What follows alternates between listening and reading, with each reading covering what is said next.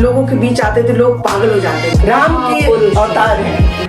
BJP में हम महिलाओं को इतना सम्मान है कि मैं क्या बताऊं, एक फैमिली है।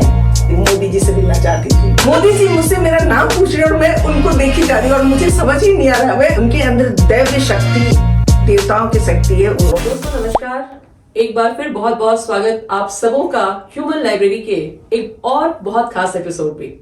और हर बार की तरह इस बार का भी जो एपिसोड है वो बहुत ही खास होने वाला है। एक नई दिशा, एक नई पहल, नई जानकारी और एक बहुत ही खास व्यक्तित्व के साथ आज का ये एपिसोड मैं आपके सामने लेके आई हूं। और आज के जो हमारे गेस्ट हैं वो अपने आप में बहुत खास है, क्योंकि जब किसी फीमेल की बात आती है ना तो एक फीमेल में बहुत सारी चीजें होती हैं। और सबसे पहली जो नॉर्मली फीमेल में जो देखा जाता है तो यस, हमारी आज की जो गेस्ट है वो बहुत खूबसूरत है। साथ ही साथ वो बीजेपी की प्रदेश कार्य समिति सदस्य ऑलरेडी है पिछले तकरीबन 2012 से। और इतना ही नहीं, आकाश प्रॉपर्टी की ओनर भी है। सो दोस्तों चलिए आज की जो हमारी बहुत खास गेस्ट है उनका स्वागत करते हैं। और वो है निशी दी, जिन्हें मैं प्यार से निशी दी कहती हूँ, निशी जायसवाल। तो निशी जी बहुत बहुत स्वागत। वैसे मैं आपको निशी दी ही कहूंगी, निशी जी अनकंफर्टेबल होता है मेरे लिए क्योंकि मैं इन्हें बहुत सालों से जानती हूँ। तो निशी दी बहुत बहुत स्वागत आपका। धन्यवाद, नमस्कार सभी को हमारा। तो आज की जो हमारी चर्चा है वो बहुत ही खास होगी, क्योंकि जिन्हें लोग आकाश प्रॉपर्टी के प्रोपराइटर जानते हैं, जिन्हें लोग बीजेपी की कार्य समिति सदस्य के रूप में जानते हैं, क्या निशी जायसवाल सिर्फ उतनी है? सो जानते हैं निशी दी से। पहले जानेंगे इनके बचपन के बारे में, क्योंकि हमारा जो ह्यूमन लाइब्रेरी है इसका मकसद है हर इंसान अपने आप में एक किताब है, मैं ऐसा मानती हूं। और हर इंसान की जो टर्निंग पॉइंट होता है लाइफ में, वो कुछ ना कुछ ऐसी चीजें होती है जो लोगों के लिए बहुत इंस्पिरेशनल होती है। दैट्स वाई मैं हमेशा हर पॉडकास्ट में थोड़ा सा बचपन जरूर जानने की कोशिश करती हूँ कि कैसा था बचपन, कहां से आपकी जीवन की शुरुआत की आपने, और आज आप जिस मुकाम पे हैं उसकी प्रेरणा क्या थी। तो यही वो मेन चीज है जिसकी वजह से ह्यूमन लाइब्रेरी अपने आप में बहुत खास है। तो सुनते हैं निशी दी के बारे में कि निशी दी का बचपन कैसा रहा। जी निशी दी, ये तो बहुत मेरे दिल को टच करने वाला आपका क्वेश्चन था। है बचपन में मैं अपने जैसे रिलेशन में बहुत मुश्किल से बेटी पैदा हुई थी। मेरी मम्मी मन्नत मांगी थी तो मैं जन्म ली। ओह वाव। हाँ, और ना मेरी माँ नौकरी करती थी, खादी ग्राम उद्योग में मैनेजर थी, साथ में वो समाज सेवा करती थी। ओहो, तो मैं बचपन से ये देखती आ रही हूँ समाज सेवा। तो लेकिन क्या ना, एजुकेशन मेरा बिहार से हुआ, मैं बिहार से बिलोंग करती हूँ, मेरा मैका बिहार है, ससुराल मेरा झारखंड हो गया। ओके। हाँ, तो मैं बचपन से माँ को देखती थी कि शनिवार और संडे को जब छुट्टी होती थी उनकी, तो कुछ महिलाएं आती थी, उनके साथ वो काम करती थी। उस वक्त मुझे बड़ा दुख होता था और वो सारी महिलाएं मेरी मम्मी को मम्मी ही कहती थी। तो मुझे उस वक्त लगता था ना कि मेरा सारा समय मम्मी का ना ये लोग ले लेती है, क्या करती रहती है मेरी माँ सारा दिन इन लोगों के बीच। मगर जब मैं आज उस मुकाम पे हूँ तो मैं समझती हूँ कि मेरी मम्मी क्या करती है। क्या बात है। सो कहते हैं ना कि बचपन में जो शीट्स डलते हैं, मतलब इसको मैं ऐसे समझाना चाहूंगी कि आप जो बीज रोपण करते हैं अपने माइंड में, जो जानी अनजानी जो प्रोग्रामिंग होती है हमारी, बड़ा वही होता है अल्टीमेटली। तो बचपन में ही निशी जायसवाल जी जो हैं, सो बचपन में ही इनकी मदर को इन्होंने देखा था सोशल वर्क करते हुए। सो कहीं ना कहीं वो बीज था इनके दिमाग में, दिलो दिमाग में, जो आगे जाके समय के साथ फलित हुआ। सो निशी दी, आपकी जर्नी की शुरुआत कहाँ से हुई, थोड़ा ये बताएं। मेरा जब मैं शादी करके अपना मैके ससुराल सड़ी आई, ऐसे तो मैं बचपन से ये सब काम कभी ना कभी कुछ करती रहती थी। लेकिन जब मैं झारखंड आई तो मैं अपना एक ब्यूटी पार्लर खोले थे। ओके। हाँ, कचहरी में। ये मुझे लगता है 1998 में। तो मैं उस वक्त भी अपने पार्लर से, मेरी हमेशा कोशिश रहती किसी को मैं कुछ सिखाऊं, तो अपने पार्लर से मैं कई लड़कियों को ब्यूटिशियन कोर्स करवाती थी। साथ में रियाड़ा भवन से भी मैंने लिया था प्रशिक्षण के लिए महिलाओं का, कंप्यूटर क्लास के लिए और ब्यूटिशियन कोर्स के लिए। तो ऐसे धीरे धीरे शुरू होता गया। बनवासी कल्याण केंद्र के साथ मैं काम की हूँ। हाँ, तो इस तरह से मेरी शुरुआत वहां से हुई और धीरे धीरे मैं आगे बढ़ती गई और मैं हर महिलाओं को यही कहती हूँ कि हमेशा अपनी फैमिली को पहला प्रायोरिटी दो, लेकिन एक कदम समाज के लिए भी आप बढ़ के आगे बढ़ो। क्या बात है, बहुत अच्छी बात इन्होंने बोली और इन्होंने मेरे दिल की बात बोल दी। इनफैक्ट जब मैं कई सारी महिलाओं से मिलती हूँ ना, तो उनका कहना है, उनके पास हुनर तो बहुत होता है, लेकिन उनका कहना होता है अब क्या करें, फैमिली भी तो देखनी है। तो मैं यहाँ पे ये लाइन कहना चाहूंगी, फैमिली भी नहीं देखनी है, फैमिली ही देखनी है आपको। तो ये गलत फहमी लोगों को हटानी चाहिए कि जो महिलाएं काम करती हैं। आज अगर मैं निषेधी की बात करूं ना, तो मुझे बहुत अच्छा लगता है। हम इस बारे में और जानेंगे अच्छे से। इनकी फैमिली को जब भी मैं देखती हूँ तो बहुत खुशी होती है देख के। सो जहां जो भी करते हैं एक्चुअली फैमिली के लिए करते हैं, फैमिली के लिए करना है, लेकिन उसके साथ साथ अगर आप एक ह्यूमन में पैदा हुए हैं ना, तो इस धरती पे आप सिर्फ अपना पेट भरने और अपनी फैमिली को देखने नहीं आए हैं। हमेशा यूनिवर्स उन लोगों को पसंद करता है जो क्रिएटर होते हैं, जो दूसरों की भी मदद करते हैं, राइट? तो दैट्स वाई एक कंट्रीब्यूशन समाज में करना ये बहुत इंपॉर्टेंट होता है। तो निशिदी, जैसा कि मैं जानती हूं कि ऑलरेडी आपकी 3 बेटियां हैं, 1 बेटे हैं, तो इन सब के साथ आपने कैसे अपनी इस जर्नी को इतने अच्छे से मैनेज किया? बिकॉज जैसा कि आपसे बातचीत हो रही थी, तो आपने बताया कि आपने काफी सारे काम किए हैं महिलाओं के लिए। तो थोड़ा बताएं कि आपने किस किस तरीके के काम किए हैं और किस तरीके से महिलाओं को सशक्त बनने में सहयोग दिया है। सबसे पहले तो मैं अपनी फैमिली को धन्यवाद दूंगी कि हमेशा मेरा सपोर्ट, जैसे मेरी मदर थी, जब वो रिटायर कर गई तो मुझे सहयोग करती थी। मेरे बच्चे जब बड़े हुए तो मुझे सहयोग करती। मैं एक एपिसोड बताना चाहूंगी। जी, जरूर जरूर। जब मैं ब्यूटी पार्लर चलाती थी अपना, तो उस वक्त मैं बहुत अच्छे हालात में नहीं थी। मैं सिंगल पेरेंट्स थी, तो अपने बच्चों को, तो मेरी बड़ी बेटी मेरे लिए जैसे भी वो खाना बनाकर लेकर मेरे लिए पार्लर में आती थी। तो क्या है, महिला आगे तभी बढ़ सकती है जब आपके फैमिली सपोर्ट करते हैं। ये सबसे सत्य बात है। तो मुझे अपनी फैमिली से हमेशा सपोर्ट मिला। आज मेरे हस्बैंड भी मुझे सपोर्ट करते हैं, कभी रोकते नहीं कि नहीं ऐसे नहीं, ये सब करने का समय नहीं है, या अपना बेटा को समय दो, नहीं, तुम कर ली तो तुम बाकी जाओ, अपना प्रोग्राम देखो, अपने महिलाओं के साथ रहो। और मैं इसी तरह जर्नी शुरू की। मैं बहुत प्लेटफॉर्म से समाज के लिए कुछ ना कुछ करती रही। जैसे अपना जब मेरा पार्लर था तो मैं करती रही हूँ। उसके बाद मैं रोटरी में भी हूँ, मैं सेवा भारती तो में हूँ। आपने बताया पार्लर जब था तो वहां से भी आपने किया, तो क्या किया थोड़ा बताएं। पार्लर से कोई कैसे सहयोग कर सकता है? क्योंकि ब्यूटी पार्लर एक ऐसा बिजनेस है, एक ऐसा रोजगार है जो आमतौर पे बहुत सी महिलाएं करती हैं।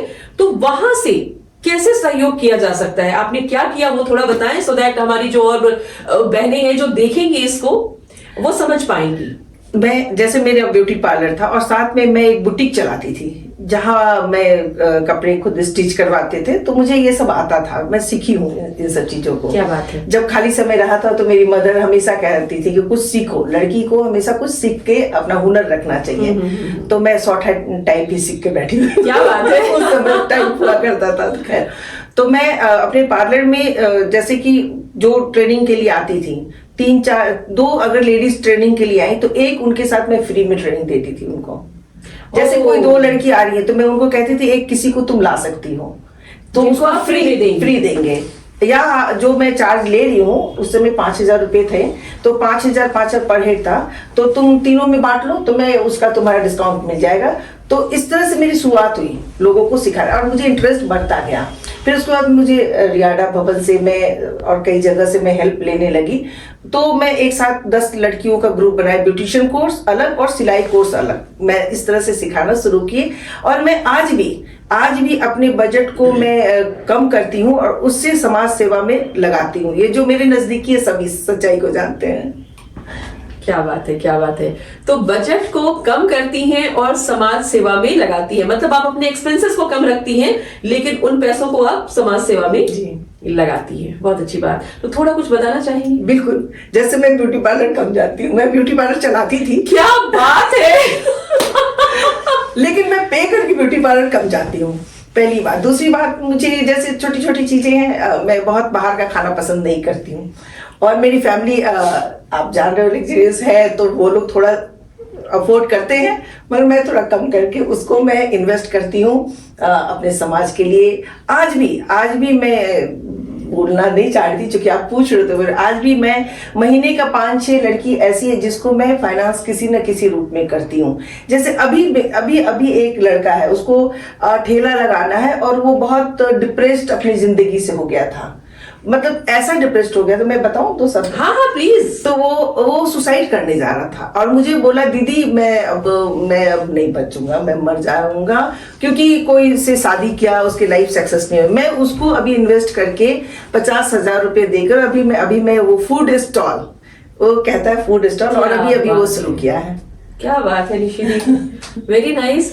तो मैं यहाँ पे पहले तो आपकी तारीफ करना चाहूंगी। एक्चुअली ये चीजें ना आमतौर पे दिखती नहीं है, मतलब जैसे आपके बारे में लोग जानते हैं तो निशि जायसवाल की एक अलग सी छवि है ना, कि लग्जोरियस लाइफस्टाइल एंड जो भी है, आप बीजेपी की सदस्य हैं जो भी हैं, लेकिन ये जो काम आप कर रही हैं ये एक्चुअली नजर नहीं आता। और मैं यहाँ पे एक चीज कहना चाहूंगी आप सबों को, निशि दी की इस बात ने मेरा दिल छू लिया।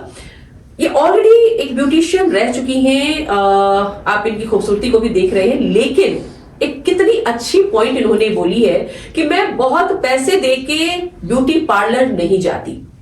निशि दी इसके बारे में थोड़ा कुछ समझाना चाहेंगी, क्योंकि देखो ये मैं खुद फील करती हूँ।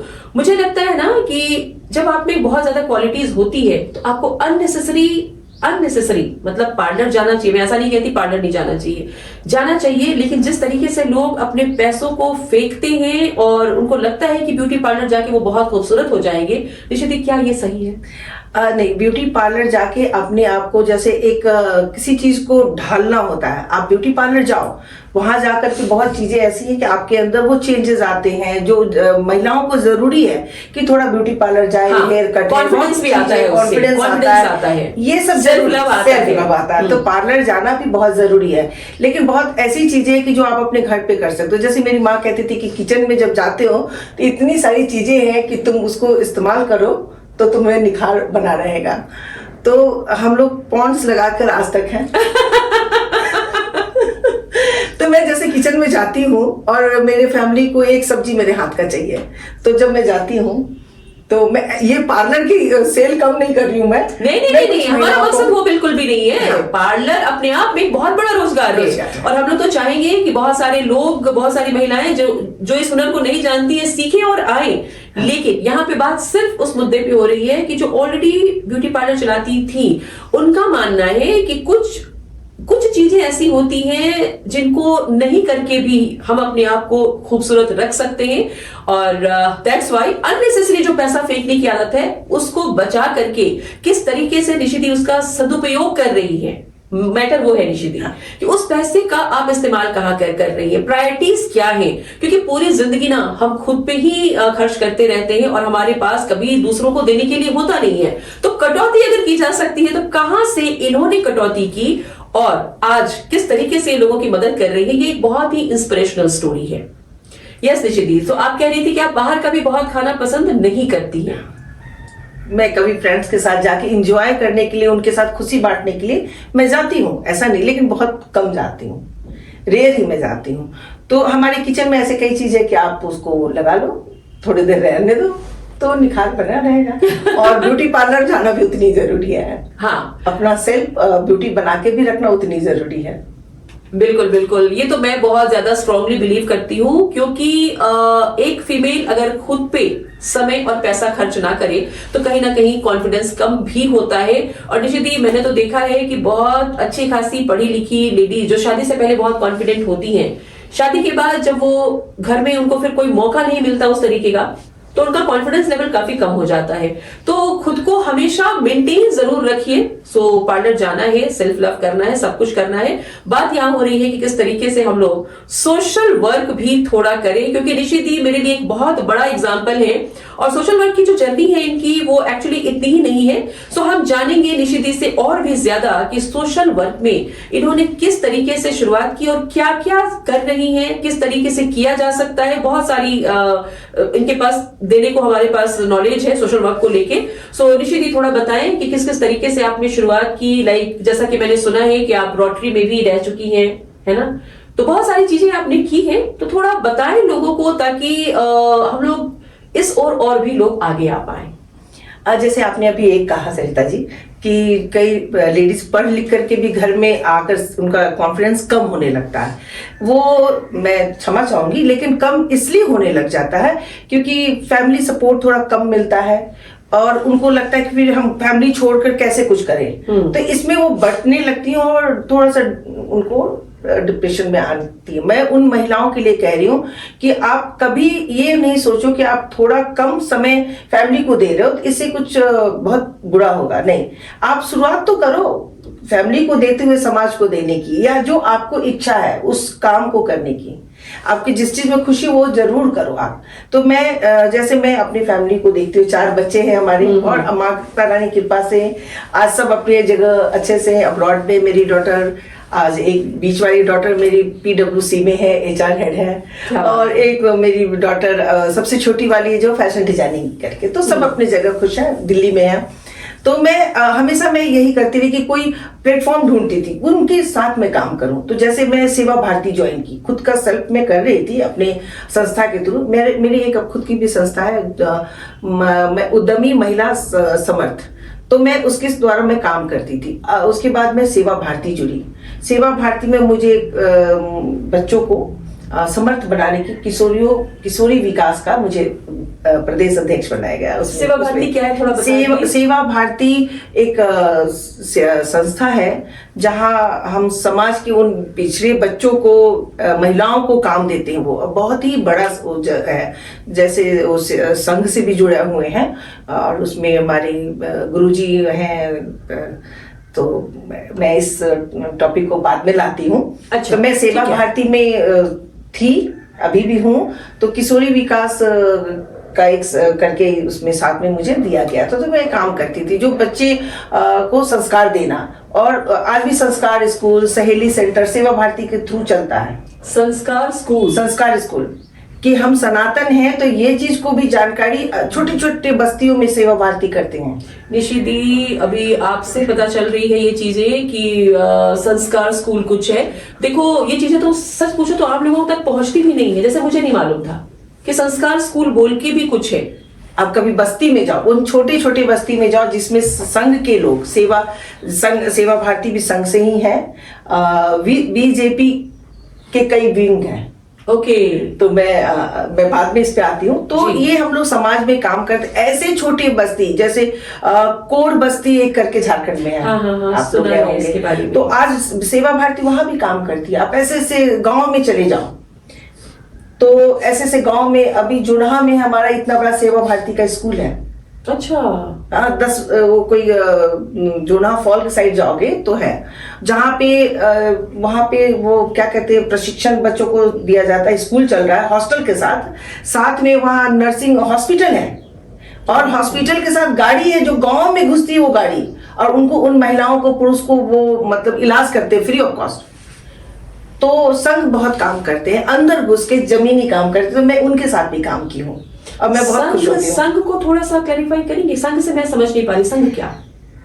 BJP का एक विंग है जो ये समाज को, नीचे स्तर के समाज जो हैं, जिनको मैं किसान बोलेंगे, जो मैं इसको कैसे बताऊं, अब मैं समझ गया ना, जो नहीं है, जो समर्थ नहीं है, उनको समर्थ देते हैं हमारे सेवा भारती। उन बच्चों को संस्कार देते हैं कि हमारा सनातन धर्म क्या है। ऐसा नहीं कि सिर्फ हमारे धर्म को देते हैं, सनातन को संस्कार देते हैं। संस्कार अपने आप में बहुत बड़ा बात है। तो स्कूल के साथ वो स्कूल जाते हैं सुबह में, शाम में ये होती है। अच्छा, जो महिलाएं हैं घर में रहती हैं, उनको सिलाई का प्रशिक्षण, पापड़, दनौड़ी, अचार बनाने का प्रशिक्षण सेवा भारती भी करते हैं। तो मैं उनके साथ भी काम की। बाद में मैं रोटरी में आई। रोटरी में भी मैं कई सालों तक लड़कियों को प्रशिक्षण दी, ब्यूटिशियन कोर्स सिलाई सिखाने का। यहाँ पे बहुत ध्यान देने वाली बात यह है कि आपको कुछ अलग से रॉकेट साइंस करने की जरूरत नहीं है, कोई अलग से नॉलेज लेने की जरूरत नहीं है। जो निशी जी को आता था, निशी दी ने वही लोगों को देना शुरू किया, और एक्चुअली हम लोगों को दे भी वही सकते हैं जो हमारे पास होता है। तो वहां से इनकी जर्नी शुरू हुई, और रोटरी में भी आपने समय दी हूँ। मैं आज भी रोटरी में हूँ, मगर मैं अभी प्रशिक्षण से मैं उससे अभी बाहर आ गई हूँ, क्योंकि अब मैं बीजेपी में थोड़ा सा यस अभी आपको बुलाने के पीछे जो सबसे बड़ा मकसद था वो यही था। एक्चुअली मैं एक छोटी सी बात है जो आप सबके सामने मैं शेयर करना चाहूंगी। यूं तो ये बड़ा प्रोफेशनल पॉडकास्ट है, लेकिन मेरा पॉडकास्ट कभी भी बहुत प्रोफेशनल नहीं होता, क्योंकि मुझे लगता है ना कि चीजें सरल और सहज होनी चाहिए। तो निशिदी की मैंने एक फोटो देखी जो मोदी साहब के साथ थी, और वो देख के ना मैं बहुत इंस्पायर हुई, क्योंकि दुनिया में, इस पूरे विश्व में अगर मुझे कोई कहे कि यस किससे मिलना चाहते हो, तो वो सिर्फ 2 व्यक्ति हैं। एक है हमारे मोदी साहब और दूसरे है हमारे योगी साहब।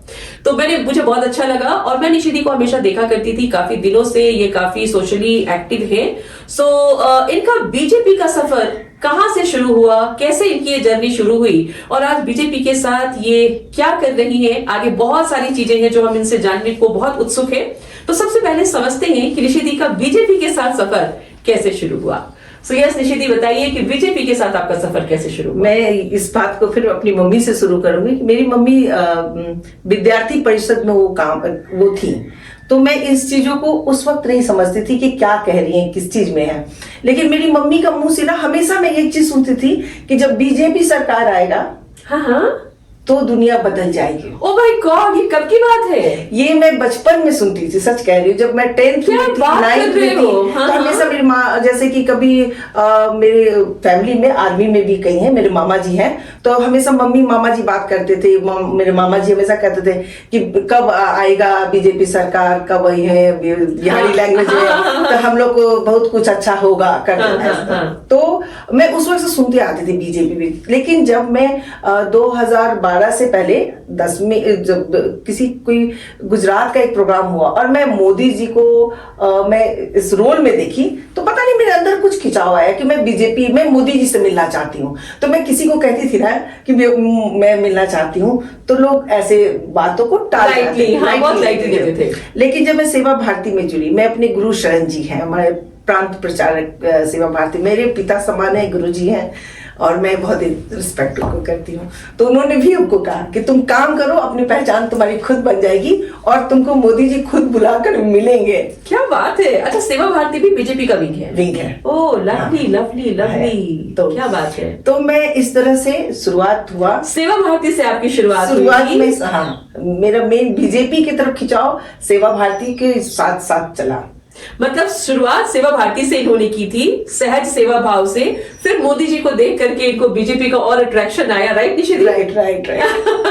आज हमारे प्रदेश झारखंड में बीजेपी जो भी बड़े पोस्ट पे, सबको उनको पता है कि मोदी जी से मिलना चाहती थी, और मेरा वो सपना साकार हुआ। थोड़ा बताइए ना उस सपने के बारे में। तो ऐसे ही मैं काम करती गई। तो जैसे मैं जब मंडल में जुड़ी, तो लोग मुझे बोले कि नहीं, आपको मंडल से और ऊपर पोस्ट आइए, तो मोदी जी से आपकी मुलाकात हो जाएगी। तो मैं मेहनत करने लगी, मैं बीजेपी के साथ काम करने लगे हर जगह। जो बीजेपी का अपना एक तरीका काम करने का होता है, जो शक्ति केंद्र से शुरू होता है, तो मैं उस जगह से शुरू की हूँ। शक्ति केंद्र से काम, मंडल से काम शुरू करके मैं आज प्रदेश में ग्रास लेवल से। हाँ, तो मुझे जैसे कभी चुनाव में मुझे जाना होता था, तो मेरे मन होता था इस चुनाव में तो मोदी जी आ रहे हैं, जरूर मुलाकात होगी। लेकिन जब मैं मुलाकात का समय आता था, तो मुझे भाई बताया जाता वहाँ जो प्रोटोकॉल है कि आप अभी इस पोस्ट पे नहीं हो, तो आपको मुश्किल थोड़ा होगा। तो मैं बड़ा अच्छा, मैं और मेहनत करूंगी। क्या बात है। और मैं आज प्रदेश कार्य समिति में, मुझे बहुत फक्र होता है कि मैं मोदी जी के कुछ तो काम आ रही हूँ। मुझे कोई ऐसा लालच नहीं कि मुझे कल टिकट मिले, मुझे किसी चीज का ऐसा नहीं है, कोई पोस्ट ऐसा मिले, मगर मैं मोदी जी के काम आ जाऊं। जो थोड़े जीवन बची है, मैं इससे बहुत खुश हूँ। मेरे हाथ में आंसू आने वाला है निशिदी, मैं मोदी जी से मिलनी। क्या बात है। क्योंकि ये जो बात आपने बोली ना अभी, मैं आपको एक सच्चाई बताना चाहती हूँ। ये पॉडकास्ट किसी और दिशा में जा रहा है, लेकिन उससे कोई फर्क नहीं पड़ता, ईश्वर जिस दिशा में चाहेगा उधर ही जाएगा। तो जब मोदी जी की बात हो रही है ना, तो जब मैंने मोदी जी का काम देखा ना, तो मैं फैक्ट बता रही हूँ, मेरे दिल में निशिदी यही बात आई थी कि मुझे खाना बनाने का भी मौका मिल जाए ना, मतलब जो उनके लिए कुछ भी सेवा हो, जो सेवा मैं कर सकूं वो कर पाऊं, क्योंकि वो एक व्यक्ति नहीं है, वो एक व्यक्ति नहीं है। तो रियली लगता है कि आज मोदी जी जितना बड़ा काम कर रहे हैं, उसमें जो भी सहयोग हम लोग दे पाए वो जरूर देना चाहिए। मत सबके अपने अलग अलग है, मैं उस पर नहीं जाऊंगी, लेकिन ये मेरा मत है और ये निशा जी का मत था। तो यहाँ जो 2 लोग बैठे हुए हैं, उनकी दिली तमन्ना है इनकी तो पूरी हो गई, मेरी है कि यस मैं जो भी काम आ सकूं, लेकिन यस अगर मैं ये पॉडकास्ट भी कर रही हूं तो कहीं ना कहीं मैं उनके ही काम आ रही हूं, क्योंकि वो भी देश को आगे बढ़ाने की बात कर रहे हैं और मैं भी देश के बारे में ही सोच रही हूं। तो दिशा एक ही है। निशित जी मुझे ये बताएं कि ये इच्छा तो आपकी थी कि मोदी जी से मिले, तो ये इच्छा कब जाके पूरी हुई? फर्स्ट टाइम मोदी जी को आपने कब देखा? फर्स्ट मुझे 2017 में शायद मैं गुजरात गई थी, तो एकदम जस्ट हाफ मीटर पे मुझे देखने का मौका उनको मिला।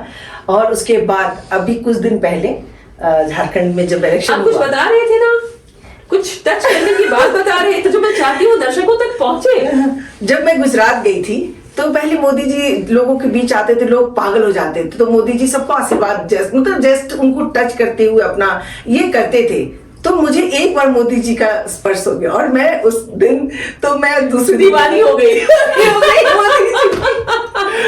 और मैं क्या उस क्षण को मैं कैसे वर्णन करूं, नहीं कर पा रही हूँ। मैं समझ सकती हूँ। मैं अभी जो मैं मिली हूँ, अभी मेरी मुलाकात मोदी जी से इतने सालों के आपकी आंखों में दिख रही है। इतने सालों के बाद मैं मोदी जी से मिली और मेरे मन में बहुत सारे प्रश्न था कि उनसे पूछूंगी, और मैं मंत्र एकदम मुग्ध होकर के बस उनको देखती रही, नमस्कार करके, और वो मेरा नाम पूछ रहे हैं। मोदी जी मुझसे मेरा नाम पूछ रहे हैं और मैं उनको देखी जा रही हूँ और मुझे समझ ही नहीं आ रहा, मैं दूसरी दुनिया। कुछ तो उनके अंदर है, उनके अंदर दैव्य शक्ति, देवताओं की शक्ति है। उन्होंने जो तपस्या किया है वो उनमें दिखता है, मतलब जो उनके नजदीक आए वो फील किए कि उनके अंदर ये दिखता है। और वो महापुरुष है, राम के अवतार हैं, एकदम राम के वो अवतार है। मैं तो बोलूंगी और बाकी लोगों से क्षमा चाहूंगी। ना वो कोई अपना ओपिनियन है निशित जी, तो मैं तो हिंदुस्तान है और सबको अपना ओपिनियन रखने का हक है। कुछ लोग गालियां देते हैं, लेकिन हर का दृष्टि है देखने का। तो हम लोग पर्सनली चीजों को कभी नहीं देखते। हमारे फैमिली में खुद कुछ ऐसे लोग हैं जो मोदी जी को पसंद नहीं करते, क्योंकि मोदी जी ने कुछ टैक्सेस लगा दिए तो उनका दुख होता है। तो जो लोग बहुत पर्सनली चीजों को देखते हैं ना, वो मोदी जी को कभी समझ नहीं पाएंगे, लेकिन जिनकी दृष्टि बड़ी है, जो बड़ी सोच रखते हैं, वो जरूर मोदी जी के काम को समझ पाएंगे। खैर ये पर्सनल मैटर है, इस पर नहीं जाना, लेकिन ये हमारा लव है। तो मेरी भी बहुत बड़ी ख्वाहिश है और निशित ने तो अपनी ख्वाहिश पूरी कर ली। सो निशित, एक चीज मैं जानना चाहूंगी कि आप राजनीति में आज काफी सालों से हैं। 2012 बताया ना आपने, 2012 से आज हो गया 2024, यानी कि 12 साल तकरीबन होने को आए।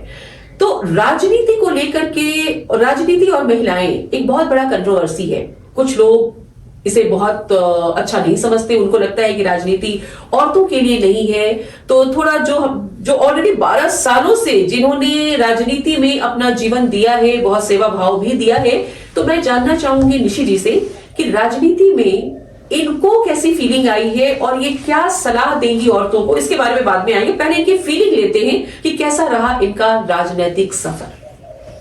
जैसे मैं बताई हूँ कि मैं मंडल और शक्ति केंद्र से काम शुरू की, तो जब मैं पहली बार प्रदेश कार्यालय में अपना गई थी तो मेरे अंदर एक डर, एक अजीब सा डर बना हुआ था कि कैसे मैं लोगों से मिल रही हूँ, क्या होगा। जैसा सुना जाता है कि भाई पॉलिटिशियन ऐसे होते वैसे होते। बीजेपी में हम महिलाओं को इतना सम्मान है कि मैं क्या बताऊँ, एक फैमिली है। आप बड़े भैया है, छोटे भैया है, क्या बात है? हाँ, सब कुछ, दीदी है, बड़ी दीदी है, इतने रिस्पेक्ट है। क्योंकि बीजेपी में ज्यादातर लोग संघ से आई हैं, महिलाएं हो पुरुष हो, ज्यादा अपने संस्कार लेकर आई हैं।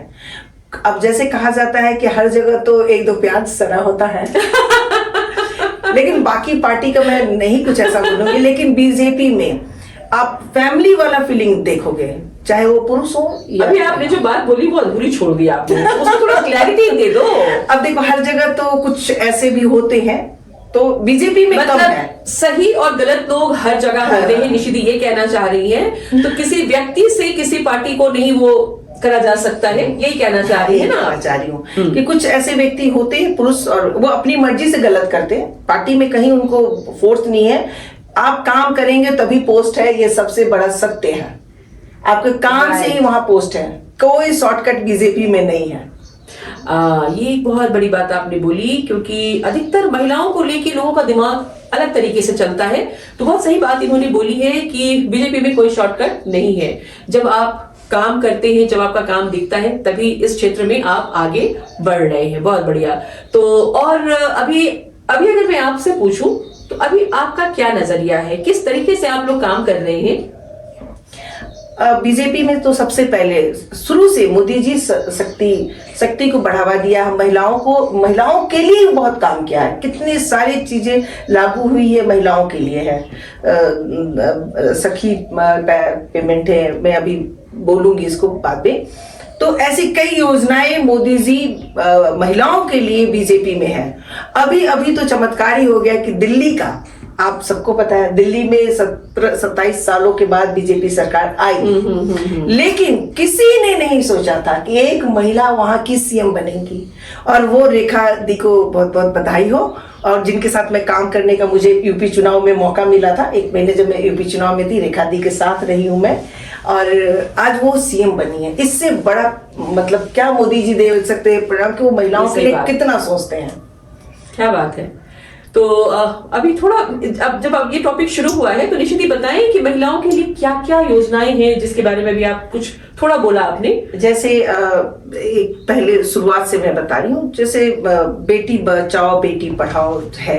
बेटी जब पढ़ने की योग हो रही है, उनकी स्कूल की फीस का भी सब उसमें है। मैं बता रही हूँ 28 ऐसे जो हैं जो महिलाओं के लिए हैं। आप गूगल में जाओ, गूगल में जैसे डालोगे शक्ति इस महिलाओं का क्या क्या बीजेपी की ओर से, तो सारे आ जाएंगे। गैस सिलेंडर, बाथरूम वाला जो है आया था योजना, सब महिलाओं के लिए ही निकाले हैं। और अभी तो जो सखी का 2500 देने का दिल्ली में है, सखी 8 महीने। तो झारखंड में पहला बीजेपी जब सरकार थी तो पहला हमारे रघुवर जी जब सीएम थे, उन्होंने 1 रुपए में रजिस्ट्री दिया था महिलाओं को। हाँ, और कितनी सारी रजिस्ट्री हुई, कितनी महिलाओं के नाम से। क्यों? महिलाओं को शक्ति मिली, महिलाओं को मजबूती देने के लिए उन्होंने ये चीज किया था। और कितने रजिस्ट्री हुए थे उस समय महिलाओं के लिए। पता नहीं क्यों ये सरकार बंद कर दी, जबकि इस योजना को बंद नहीं करना चाहिए था। खैर, तो हम लोग महिलाओं के लिए हमारे बीजेपी बहुत काम करते हैं और हम लोग महिला बहुत सुरक्षित महसूस करते हैं बीजेपी में। मोदी जी को इसका बहुत बहुत कोटि नमन एवं धन्यवाद। तो महिलाओं को राजनीति में आने के बारे में आप क्या कहना चाहेंगी? बिल्कुल आना चाहिए। क्या एज अ करियर वो इसे ले सकती है या क्या ले सकती है? एज अ करियर ले सकती हैं, लेकिन क्या है, कुछ महिलाओं में अभी भी उनके सोच को थोड़ा बढ़ाना है। ऐसा जरूरी नहीं कि बहुत एजुकेशन जरूरी है, एजुकेशन से ज्यादा संस्कार की जरूरत है। संस्कार इन द सेंस? संस्कार इन द सेंस कि आप व्यवहार अच्छा लोगों से रखो। जीवन में कोई हड़बड़ी नहीं कि मुझे आज ये नहीं मिला तो मैं बहुत डिप्रेस्ड हो जाऊं। आप काम कर रहे हो, आपको जो उम्मीद लेकर पार्टी से जुड़े हो, हर महिला पार्टी से जुड़ी है तो कुछ उम्मीद लेकर जुड़ी है कि आज मैं एमपी बनूं, एमएलए बनूं, मैं ये पोस्ट पे जाऊं, वो पोस्ट मिलेगा। सब वक्त आने पे आप में जब संगठन देखेगी वो गुण वो देंगी। हम लोग एक ही चीज कहते हैं, हमारे पास 2 आंखें, संगठन के पास हजारों आंखें, और वो जिसके अंदर जो गुण है वो सेलेक्ट कर लेता है, वो देख लेते हैं। तो आप सब्र रखो और कोई शॉर्टकट नहीं, और आप काम करो और आपको मिलेगा प्लेटफॉर्म। सबको मिलता है, आपको भी मिलेगा। लेकिन कुछ महिलाएं ऐसे आ जाती हैं, इससे उससे झगड़ा लगाना, इधर की बातें उधर करना, वो महिलाओं से कुछ गलत पैसे निकालना। तो ये सब क्या सोचती हैं कि ये मैं पॉलिटिशियन ऐसा करते नहीं। आप बड़े पॉलिटिशियन से मिलो, आज अन्नपूर्णा दी से मिलो, अभी परसों ही मैं उनके साथ प्रोग्राम में थी। कितनी सरल और सोबल महिला है अन्नपूर्णा जी। हाँ, ऐसी कई ऐसी महिलाएं हैं, उनकी व्यक्तित्व को मैं बता सकती हूँ, तो अच्छा लगता है।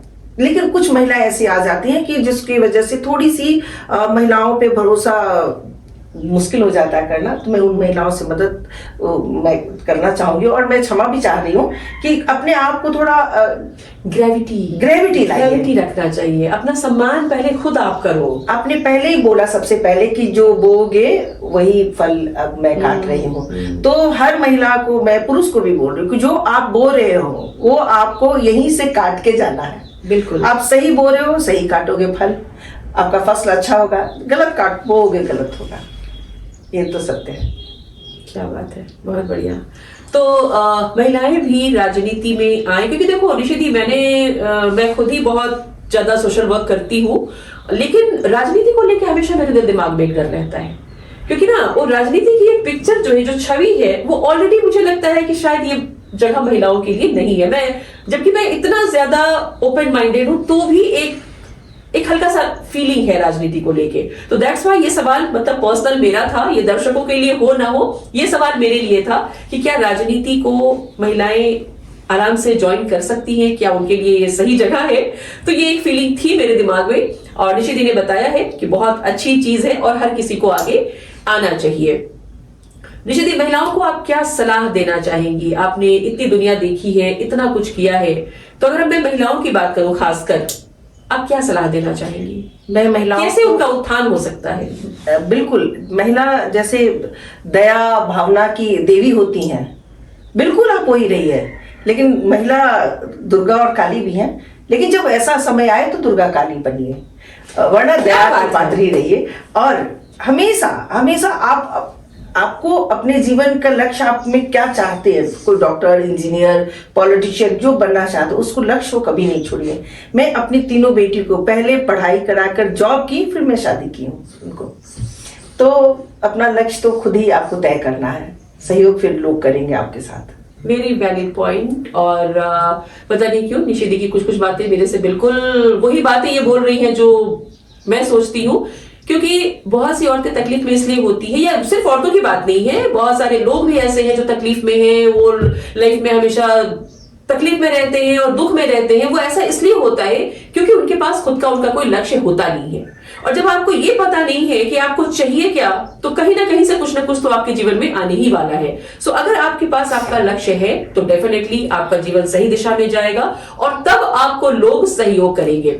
मैं इस पॉडकास्ट को ले जा रही हूं एकदम बिगनिंग में, जहां से निशिदी ने शुरुआत की थी, क्योंकि वो सवाल वहीं पे मेरे दिमाग में आया था, मैंने बोला नहीं। निशिदी, आपने शुरू में ही बोला कि कोई भी औरत सक्सेस तभी कर सकती है जब उसको उसकी फैमिली सपोर्ट करती है, राइट? इस जो बात इन्होंने बोली, इस बात को कई सारी महिलाएं इस तरीके से यूज करती है कि मेरी फैमिली सपोर्ट नहीं करती, मैं कैसे करूं? समझ रहे हो मेरी बात? हम समझ रहे हैं। तो आपने बोला आप ऑलरेडी एक वर्क में थी, आपके काम को देखते हुए आपकी फैमिली ने सपोर्ट किया। अब कई औरतें क्या होता है कि वो घर से निकलती नहीं है, कुछ काम शुरू करती नहीं है, कुछ रिजल्ट वो दिखाती नहीं है और चाहती है कि फैमिली सपोर्ट करे। तो क्या इसको आप कैसे क्लैरिफाई करना चाहेंगी? भरोसा किसी के साथ हो, चाहे आप अपने ऑफिस स्टाफ के साथ हो, अपने फैमिली के साथ हो, एक दोस्त के साथ हो, सबसे बड़ी चीज क्या होती है? किसी का भरोसा जीतना। अगर हम अपनी फैमिली का भरोसा जीत रहे हैं, अपने साथ कॉलीग जो काम कर रहे हैं उनके भरोसा जीत रहे हैं कि मैं सही हूं और मुझे तुम्हारा सपोर्ट चाहिए, मैं देखो सही से काम कर रही हूँ, तो जो आप कर रहे हो साफ सुथरा दिखाओ, आपको सबको सहयोग करेंगे। मैं तो मेरे पढ़ाई एजुकेशन भी अधूरा रह गया, ग्रेजुएशन तक मैं कैसे कैसे करके, मेरे बच्चे, जल्दी मेरी शादी हो गई, मेरे बच्चे, तो सबको देखते हुए मैं ऐसे ही काम करके यहाँ तक पहुंची हूँ। आज मैं यहाँ तक ऐसे ही क्यों कि जैसे मेरे हस्बैंड को भी मैं भरोसा है कि ये अगर कहीं जा रही है तो ये काम, मेरे बच्चों को भरोसा है, चाहे मेरे दोस्त हैं कि नहीं निशि जी चलिए ये प्रोग्राम करते हैं तो ये अच्छा से होगा, कैसे होगा। तो सबसे पहले अपने भरोसे को और खुद को मजबूत कीजिए। आप खुद को मजबूत करेंगे तभी किसी का भरोसा आप दे सकेंगे। खुद ही कंफ्यूज अगर हम हैं कि हम क्या करें, अरे कैसे करें, तो आपको फिर मतलब दया का पात्र मत बनिए, दया का पात्र मत बनिए। एकदम सही आपने वर्ड रखा। एक्चुअली हम लोग अपने आप को अबला और क्या वर्ड्स दे रखा है लोगों ने, बट मैं हमेशा मानती हूँ कि औरत से स्ट्रॉन्ग कोई नहीं होता। निशिदी, एक बार की कहानी मैं बता रही हूँ। मैं एक कॉन्फ्रेंस में गई हुई थी, वहां मैंने एक महिला को देखा, वो काफी रो रही थी और अपने हस्बैंड से बात कर रही थी। मैंने देखा क्या बात है, मैं घबरा गई, मैं उसके पास गई तो पता चला किसी ने उनको कुछ टॉर्चर किया, वो रोई जा रही है और अपने हस्बैंड को कुछ कुछ बोले जा रही है और गले में उन्होंने पहन रखी थी दुर्गा माँ की लॉकेट। मैं गई और उनको ध्यान से देखा और पूछा कि क्या हुआ। तो पूरा कंप्लेंट सुनाना शुरू की उन्होंने, पूरा कंप्लेंट बताना शुरू किया, फलानी ने ऐसा बोल दिया, ये हो गया, मैं ऐसे परेशान हो गई। मैंने उनसे एक ही बात बोला, अभी जो बात आपने बोली ना कि वही दुर्गा और काली भी है आप, तो हम दुर्गा की पूजा करते हैं, राइट? पूरा दुर्गा चालीसा करते हैं, 9 दिन दुर्गा का व्रत रखते हैं, माँ दुर्गा की लॉकेट पहनते हैं, लेकिन भावनात्मक रूप से क्या आप कभी दुर्गा हैं? क्या आपको फील होता है? तो क्या दुर्गा सिर्फ पहनने के लिए है माँ दुर्गा? सो वो दुर्गा आपके अंदर है और वो शक्ति तभी आप उसको यूज कर पाएंगी जब खुद पे आपको कॉन्फिडेंस होगा, जब खुद पे आप मान कर पाएंगी, तभी जब दया का पात्र आप देने वाली है। तो दया का पात्र आपको कभी नहीं बनना है। आप हमेशा ये समझें कि आप जिस दुनिया को, आप एक सृष्टि करता है। तो ये चीजें अगर हम दिमाग में रखें तो औरतों के लिए बहुत सारा क्षेत्र खुला हुआ है। और निशिदी को देख के लग रहा है कि राजनीति एक बहुत अच्छी जगह है और मैं भी जाने के बारे में सोचूंगी और आप बीजेपी में ही आएंगे। डेफिनेटली। सो बहुत बढ़िया। निशिदी, अभी आपसे बात हुई थी, WBNC के बारे में भी मैंने आपसे बात की थी, जो अभी एक ऑर्गेनाइजेशन हम लोगों ने शुरू किया है, वुमेन बिजनेस नेटवर्क क्लब। तो ये हमारा पहला प्रोग्राम है वुमेन बिजनेस नेटवर्क क्लब के उन लोगों के लिए है, उन महिलाओं के लिए जो घर से कुछ कुछ काम करना चाहती हैं, जिनके पास हुनर है, जो थोड़ा बहुत कुछ काम जानती भी है, लेकिन उनके काम को मार्केट नहीं मिल रहा है। तो कैसे उनको मार्केट दे, इसके ऊपर हमने अपना एक ऑर्गेनाइजेशन स्टार्ट करा है और जिसके ऊपर 7 मार्च को हमारा पहला प्रोग्राम है, जहां वुमेन्स डे भी सेलिब्रेट करेंगे। एंड फॉर्चुनेटली उसकी जो चीफ गेस्ट है, दिशा निर्देश इन्हीं का रहेगा, निशिदी का। तो निशिदी, इसके बारे में आप थोड़ा बताएं कि किस तरीके से इसको हम लोग आगे लेके जा सकते हैं, क्योंकि मुझे बहुत अच्छी लगी इनकी बात। निशिदी ने बताया कि कभी ये भी इस काम को करना चाहती थी। तो थोड़ा बताएं निशिदी, इससे क्या हो सकता है और कैसे हम लोग इसको और बड़ा कर सकते हैं, आप क्या सहयोग कर सकती हैं? ये मेरे दिल में बहुत समय से था और मैं 1-2 बार ट्राई भी की, कुछ टीम बनाकर अपना करने के लिए इस चीज को, कि जो छोटे छोटे जो महिला सब्जी बेच रही हैं, छोटा दुकान खोलकर बैठी हैं, तो कई तो बहुत अच्छा चल रहा है, कई का नहीं। मैं अपने स्तर से कई लोगों को मैं मदद की हूँ, लेकिन मैं चाहती थी कि इनके पास जाऊं, ये कैसे काम करती हैं, कहाँ इनको प्रॉब्लम आ रहा है और इनको क्या कोई सहयोग करे तो ये और आगे बढ़े। मैं उनसे बात करूं, एक वीडियो बनाऊं और मैं यूट्यूब पे डालूं लोगों तक। मैं ये चाह ही रही थी और आपने मुझसे ये बात कर लिया, तो मेरा तो दिली ख्वाहिश है कि आप ये शुरू कर रहे हो, आपने क्यों कर रहे हो, तो मैं तो पूरी तरह से आपके साथ हूँ, आप जैसे बताओ मैं हूँ। तो उन महिलाओं को प्लेटफॉर्म दें, छोटे से पार्लर कोई कर लिया है, कोई सिलाई कर रहे, लेकिन बहुत नहीं चल रहा, तो उनको जाए, सहयोग दें, हम लोगों से मदद मांगे और हम लोग अपना न्यूज भी इसके द्वारा भी मैं बताऊंगी कैसे क्या करना है, तो हम लोग करेंगे साथ जुड़ करके। बहुत बहुत थैंक यू इसके लिए कि आपने इतनी ऊंची सोच और इतनी बड़ी बात हम लोग करने जा रहे हैं। क्या बात है, बहुत बहुत शुक्रिया। तो पहली ब्लेसिंग तो यहीं से मिल गई हमें और बहुत सारी चीजें हैं जो हम लोग करने वाले हैं एंड निशिदी का सहयोग भी रहेगा। तो यहाँ कोई महिला विंग है निशिदी? हाँ, बीजेपी में महिला आपका है, महिला मोर्चा। महिला मोर्चा, ओके। तो महिला के साथ आप काम कर रहे हो और आप किसी भी पोस्ट में हो तो आप महिला मोर्चा में ही आ गए हो।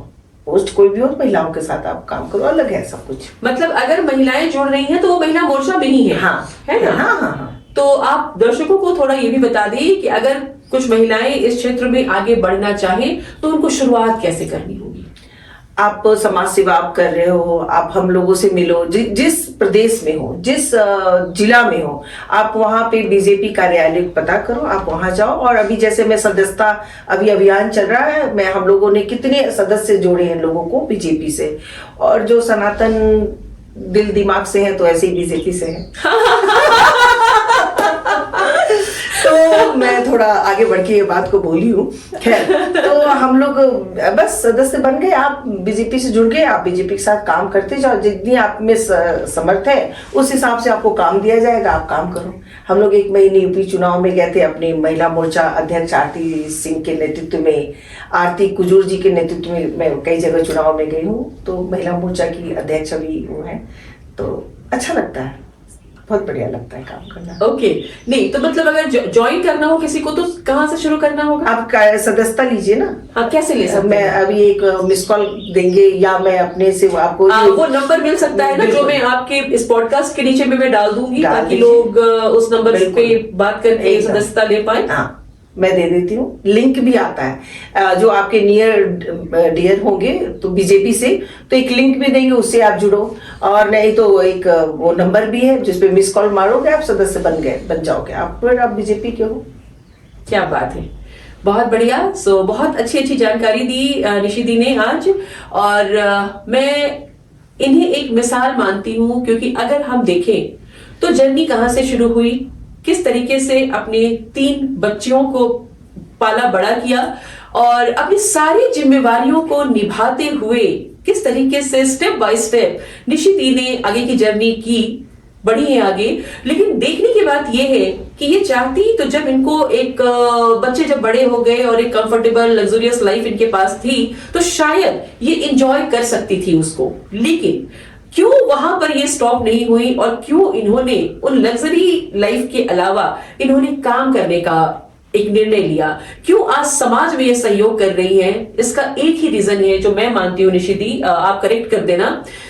हर इंसान का ना अपना एक वजूद होता है और मुझे लगता है अपना वजूद कभी भी खोना नहीं चाहिए। और जब तक आप समाज में एक्टिव हैं, लोग आपको आपके नाम से जान रहे हैं, बहुत ही खुशी महसूस होती है, अच्छा लगता है। और निशिति और क्या भाव है, थोड़ा आप बताओ।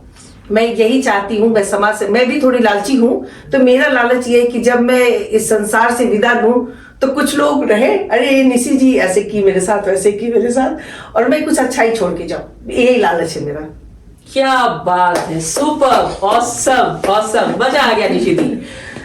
बहुत ही बेहतरीन निशिति, आज आपने बहुत अच्छी अच्छी बातें बोली हैं और आज आपसे बातचीत करके मुझे ये लग रहा है कि आपके बहुत सारे सहयोग की जरूरत है समाज को। नेक्स्ट फिर हम लोग निशिति से बात करेंगे किसी खास टॉपिक पे, जहां पे स्पेशली हम महिलाओं के लिए खासकर कुछ चीजों पे जरूर इनको लेकर के आएंगे। निशिति, आपके साथ ये बातचीत बहुत अच्छी रही। मैं बहुत दिनों से चाह रही थी कि इस तरीके की कोई महिला आए जो ऑलरेडी राजनीति में है, और आपने एक चीज आज जो क्लियर किया उसका जब उसमें मतलब मुझे मेरा जवाब मिल गया और साथ ही बहुत सारी महिलाओं को भी जवाब मिल गया कि यस, राजनीति एक अच्छी जगह है, बहुत अच्छी जगह है जहां महिलाओं के लिए भी उचित स्थान है। लेकिन आप वहां जाएं तो सबसे पहले आपको आपका वाई क्लियर होना चाहिए और वहां पहुंचने के लिए कोई शॉर्टकट नहीं है, आपको बेस से काम करना होगा। एकदम तन मन धन, मतलब कि अपने दिमाग को खुला, तन का मतलब कि आपको पूरी मेहनत से सहयोग देना, ईमानदारी से पार्टी को सहयोग करना है। कोई, मैं फिर बोलूंगी शॉर्टकट नहीं है, कोई ऐसा नहीं, आप ईमानदारी से काम करो, खुद ही आप आगे बढ़ते जाओगे। पिता झा को, मैं सरिता मेरी छोटी बहन है, और हम लोग सफर बहुत साल पहले ऑरिफ्लेम का काम शुरू करते हुए हम लोगों ने किया जी। और इनकी मेहनत, मैं यही इनकी परिचय तो मैं नहीं दे पाऊंगी, छोटी सी मैं दे रही हूँ कि ये बहुत स्ट्रांग लेडीज हैं और समाज के लिए हमेशा कुछ करती है। इतनी सारी महिलाओं को ऑरिफ्लेम काम के द्वारा इन्होंने आगे बढ़ाया। राइट? जी जी जी, बिल्कुल बिल्कुल। और जब भी ये सेल्फ डिपेंड रहती हैं और जब ये देश विदेश टूर पे जाती हैं, ये कॉन्फ्रेंस अटेंड करके फेसबुक पे जब ये डालती है अपनी क्लिप को, तो मैं इतनी खुशी महसूस करती हूँ और मैं जो भी कमेंट देती हूँ तो मुझे बहुत अच्छा लगता है कि ऐसी महिलाओं से हम लोग प्रेरणा लें कि जो बहुत जीवन में सुख दुख तो चलता है, एक बहुत दुख मुझे भी पता है, बहुत संघर्ष करके आज यहाँ पे आप हो सरिता जी, तो आपने कभी स्टॉप नहीं किया, इसके लिए आपको धन्यवाद तहे दिल से। आप ऐसे ही आगे बढ़ते रहो, मेरा सहयोग सदा आपके साथ। क्या बात है। थैंक यू सो मच निशिति, बहुत ही बेहतरीन जानकारी थी। मिलते हैं नेक्स्ट एपिसोड में आपसे फिर से, तब तक के लिए शुक्रिया। सरिता जी को मेरी तरफ से बहुत बहुत धन्यवाद। Thank you निशिति।